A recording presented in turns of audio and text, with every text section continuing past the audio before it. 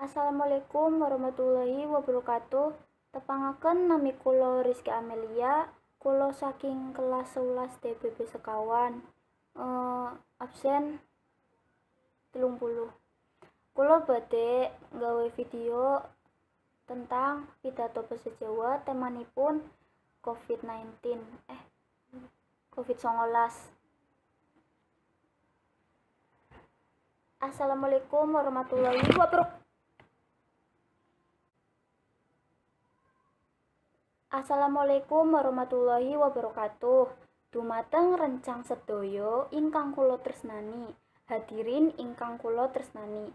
Monggo kita sesarengan junjungake puja lan puji syukur marang Gusti Allah Subhanahu wa taala amargi sampun maringi berkah lan karunia sehingga kita sedaya saged makempal sesarengan kanthi sehat walafiat.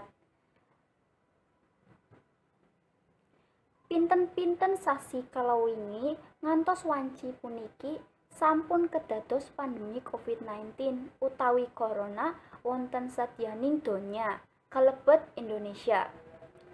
Saben sasi tiyang ingkang terinfeksi corona terus bertambah wonten Indonesia. Ngantos wanci puniki tiyang Indonesia ingkang terinfeksi corona sampun dugi 100.000 langkung. Pramila kita dados generasi 6 bangetus wargi negara Indonesia, kita kudu nerapaken gesang ingkang saras supados angsal medhot rantai penyebaran corona puniki.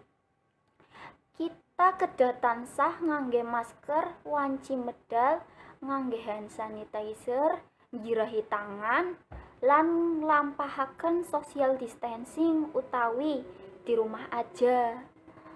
Saha terus donga supados pandemi puniki enggal akhir. Cekap semanten ingkang kula aturaken, mbok bilih wonten kelantak-kelantipun kula nyuwun pangapunten. Wassalamualaikum warahmatullahi wabarakatuh. Maaf Bu, saya nggak bisa ngedit.